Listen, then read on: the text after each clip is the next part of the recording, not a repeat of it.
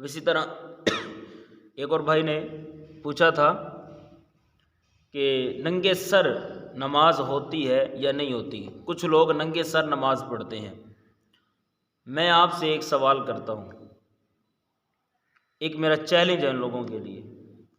پیارے آقا علیہ الصلوۃ والسلام کی حدیث مبارکہ ہے، بڑی مشہور حدیث مبارکہ ہے، علیکم بسنتی و سنت الخلفاء الراشدین المہدیین، کہ میرے امتیوں تمہارے اوپر میری سنت لازم ہے، یعنی رسول اللہ صلی اللہ علیہ وسلم کی، اور میرے خلفاء راشدین جو 4 ہیں ان کی سنت لازم ہے. یعنی جو عمل جس طرح سے انہوں نے کیا یا میری سنت میں پاؤ اس کو ویسے ہی کرو، باقی سب کچھ چھوڑ دیں.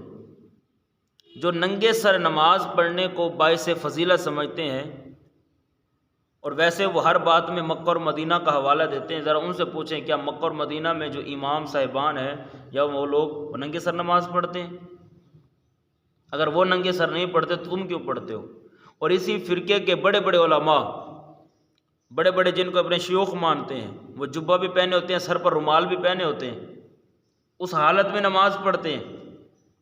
تو کیا ان کو نظر نہیں آتا جو ان کو نظر آ گیا ہے؟ وہ کیوں ننگے سر نماز پڑھتے؟ وہ کیوں نہیں اپنے سر سے اتار دیتے؟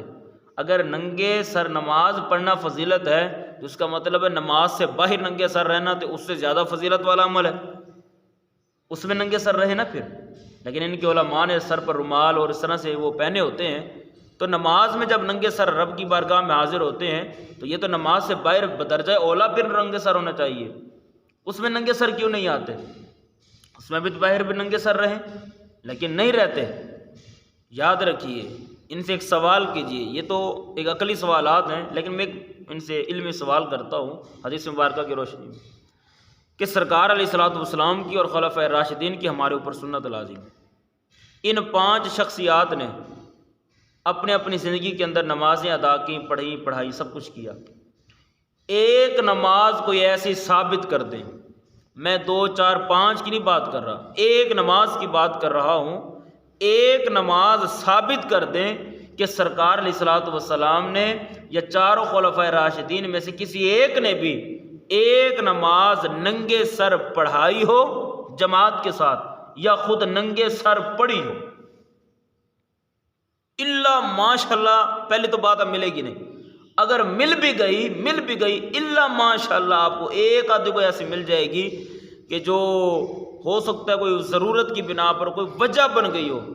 لیکن 100% میرا یقین ہے ایک بھی روایت نہیں ہے ایسی کہ جس میں ان 4 نے اور سرکار کی ذات نے ننگے سر نماز پڑھائی ہو اور ننگے سر جو ہے نا وہ نماز یا انفرادی طور پر ادا کی ہو.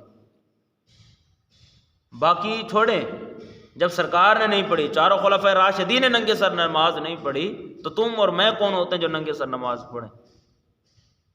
ہم کون ہوتے ہیں جو ننگے سر نماز پڑھنے والے؟ یہ چیلنج ہے ان لوگوں کو، اس سوال کا ان سے جواب لیں کہ باقی سب کچھ چھوڑیں. کیا انہوں نے پڑھی؟ تو سرکار نے فرمایا میری سنت لازم، میرے 4 خلفائے راشدین کی سنت لازم. ان کی سنت اسی میں ہے، سر کو ڈھانپ کر پڑھو. اور میں تو یہ بھی کہوں گا شاید کو اللہ ماشاء اللہ حدیث پاک مل جائے کہ جس میں ان 4 نے اور سرکار نے بغیر امامے کے نماز پڑھی ہو یا پڑھائی ہو. ٹوپی کے ساتھ نماز ادا ہو جاتی ہے، یہ فقہی مسئلہ ہے، شرعی مسئلہ ہے، نماز ہو جاتی ہے، لیکن سرکار نے فرمایا امامہ عربوں کا تاج ہے.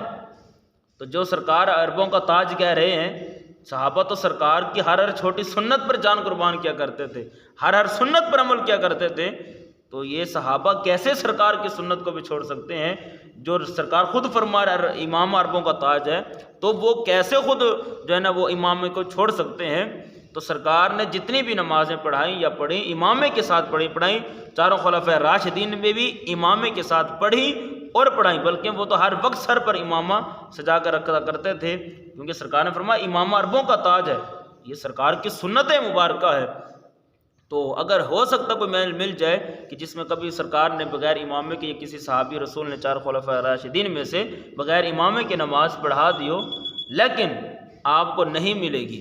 الا ماشاءاللہ کوئی مل جائے، مگر تواتر کے ساتھ کثرت کے ساتھ آپ یہی ملے گا امامے کے ساتھ نماز پڑھی. آج اگر کوئی ٹوپی کے ساتھ پڑھاتا ہے نماز تو ہو جاتی ہے، یعنی نماز نہیں ہوتی، نماز ہو جاتی، لیکن امامے کے ساتھ یہ زیادہ ثواب ہے، 70 نمازوں کا ثواب بڑھا دیا جاتا ہے۔ لیکن وہ لوگ جو ننگے سر نماز پڑھتے ہیں ان کو ذرا سوچنا چاہیے، وہ اپنی کوئی دلیل پیش کریں ان 4 میں سے۔ اللہ تعالی ہم سب کو عمل کی توفیق عطا فرمائے، آمین ثم آمین۔